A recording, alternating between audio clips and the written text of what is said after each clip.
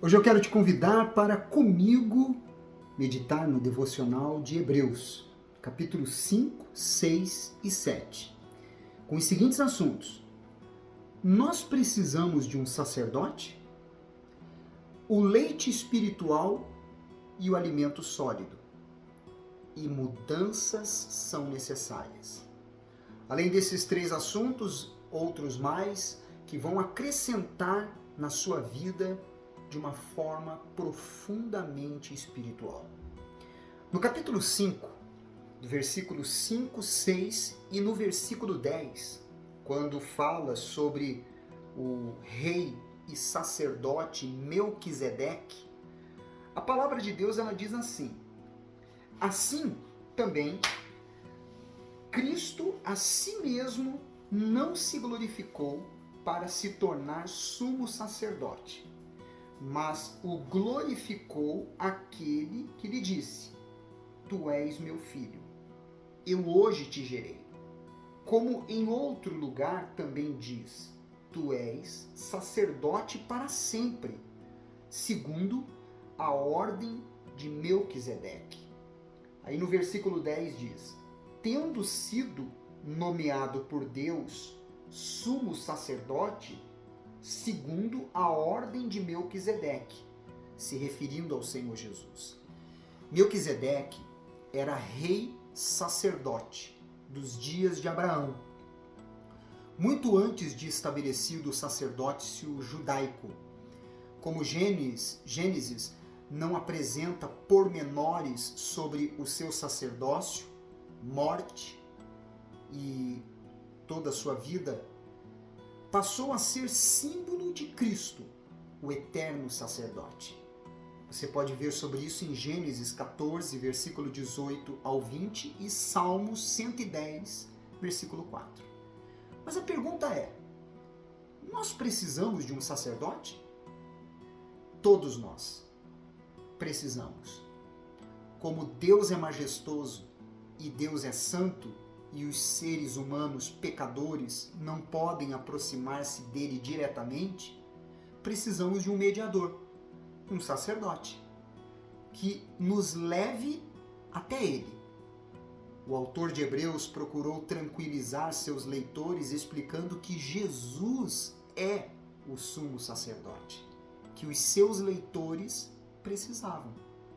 Esses leitores conheciam bem o Antigo Testamento e alguns judeus, habilmente, haviam começado a sentir-se um tanto inseguros em abandonar esse sistema com o qual já estavam acostumados. Assim, o autor afirmou que os ancestrais deles já tinham escolhido mediadores humanos como sacerdotes para o serviço religioso. Os paralelos entre Cristo e o sumo sacerdote do Antigo Testamento são impressionantes.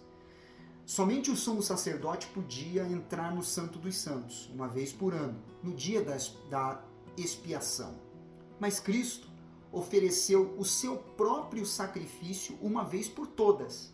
Do mesmo modo, entrou no santuário interior que está além do véu.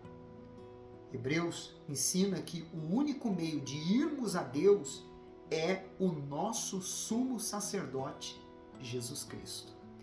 Já no versículo 8 do capítulo 5, diz, falando ainda sobre Cristo superior ao sacerdócio da antiga aliança, ele diz: embora sendo filho, aprendeu a obediência pelas coisas que sofreu. O Senhor Jesus, ele, através do seu sofrimento, foi permitido experimentar a obediência sob o aspecto humano. Nós aprendemos não com as vitórias, mas com a dor, com o sofrimento. A vitória, ela é consequência de como procedemos diante da dor. É o fim do processo. O sofrimento foi o preço necessário da obediência, parte do cumprimento da vontade de Deus. No versículo 12 ao 14, quando fala sobre os cristãos hebreus não estarem progredindo autor de Hebreus ele escreve assim: pois com efeito, quando devieis ser mestres, atendendo ao tempo decorrido, tendes novamente necessidade de alguém que vos ensine de novo quais são os princípios elementares dos oráculos de Deus. Assim, vos tornastes como necessitados de leite e não de alimento sólido. Ora, todo aquele que se alimenta de leite é inexperiente na palavra da justiça, porque é criança. Mas o alimento sólido é para os adultos, para aqueles que pela prática têm as suas faculdades exercitadas para discernir não somente o bem, mas também o mal. O atraso no desenvolvimento espiritual se dá quando não se aprende aquilo que é o básico da fé. Uns por estarem distraídos, outros por teimosia e alguns por incredulidade ficam paralisados na fé. Assim a pessoa fica como um bebê, com o desenvolvimento tolhido.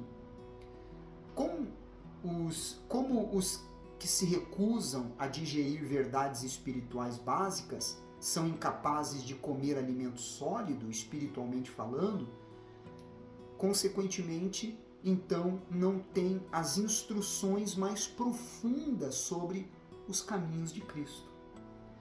Já no capítulo 6, no versículo 1 e 2, ainda falando sobre esse progresso que os hebreus não estavam tendo e sendo eles exortados sobre o progresso na fé, diz: por isso, pondo de parte os princípios elementares da doutrina de Cristo, deixemo-nos levar para o que é perfeito, não lançando de novo a base do arrependimento de obras mortas e da fé em Deus. O ensino de batismos e da imposição de mãos, da ressurreição dos mortos e do juízo eterno. Esses ensinos, sendo elementares, o que faz parte do curso avançado é, primeiro, a prática, pois devemos pôr em prática o essencial e não simplesmente abarrotar a nossa cabeça de informações. Segundo, discernir não somente o bem, mas também o mal. A maturidade requer discernimento e não apenas entendimento básico da verdade.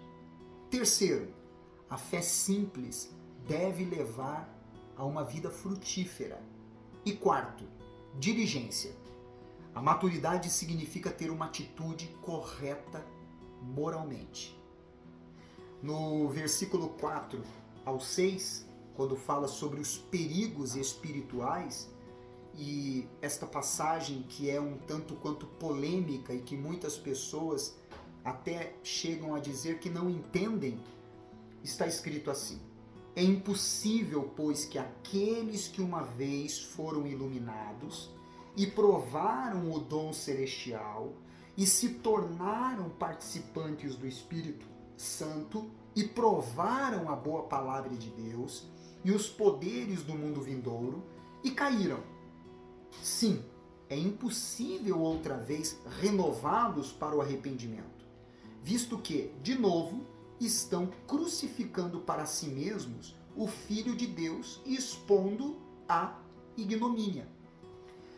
Torna-se impossível esse novo arrependimento, até porque, lembre-se, arrependimento é um dom.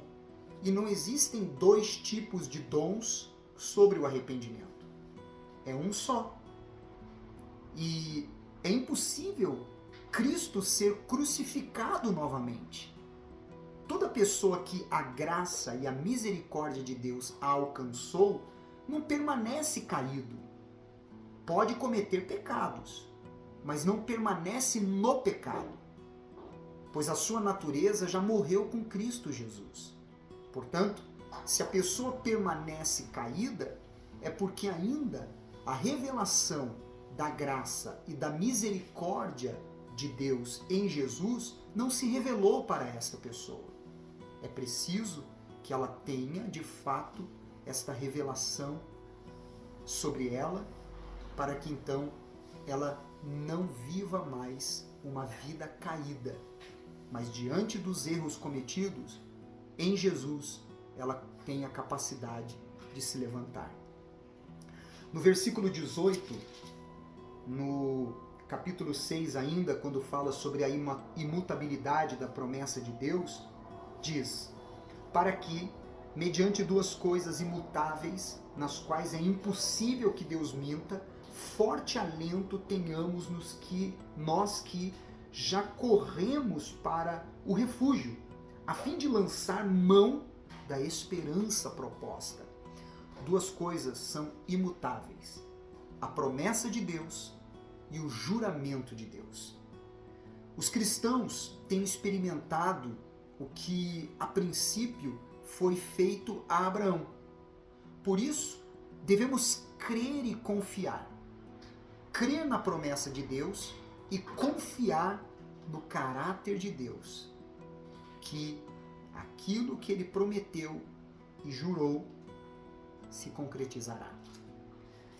No versículo 12 do capítulo 7 e do versículo 23 ao 28, quando fala sobre o sacerdócio levítico teve fim, mas o de Cristo é eterno, e ele continua falando sobre esse assunto de Cristo ser o sacerdote único e perfeito, diz assim o versículo 12: pois quando se muda o sacerdócio, necessariamente há também mudança de lei.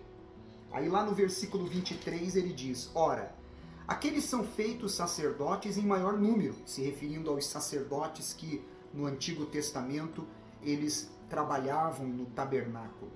Ele diz: porque são impedidos pela morte de continuar, ou seja, eles morriam. Estes, no entanto, porque continua para sempre, têm o seu sacerdócio imutável, se referindo a Jesus. Por isso, também pode salvar totalmente os que por ele se chegam a Deus, vivendo sempre para interceder por eles. Com efeito, nos convinha um sumo sacerdote como este, santo, inculpável, sem mácula, separado dos pecadores e feito mais alto do que os céus, que não tem necessidade, como os sumos sacerdotes, de oferecer todos os sacrifícios, os dias de sacrifícios. Primeiro, por seus próprios pecados, depois, pelos do povo, porque fez isto uma vez por todas, quando a si mesmo se ofereceu, porque a lei constitui sumos sacerdotes a homens sujeitos à fraqueza, mas a palavra do juramento que foi posterior à lei constituiu o Filho perfeito para sempre. Mudanças são necessárias. Elas nos tiram da zona de conforto e extraem de nós o melhor que temos. Antes eram as leis e sacerdotes, homens que iniciavam a ponte entre a pessoa e Deus, tendo necessidade de ser feito o sacrifício de um animal perfeito para substituir essa pessoa. Em Jesus, tudo se unificou e se testificou pela sua ressurreição. Ele foi o sacrifício perfeito, substituindo os animais. Nele temos acesso ao Pai, substituindo o sumo sacerdote humano. Nele se cumpriu toda a lei para que, mediante ele, tenhamos a vida eterna e passemos a viver de fato em comunhão com o Pai, sem necessitar de sacrifícios transitórios. Mudanças são necessárias. Precisamos deixar a religiosidade, tradições para trás, que são imperfeitas, e prosseguir para Cristo, através do Evangelho leve e suave. Se te ajudou o devocional de hoje, então compartilhe este vídeo. Amanhã eu volto com você continuando a carta aos Hebreus. Você é especial para Deus.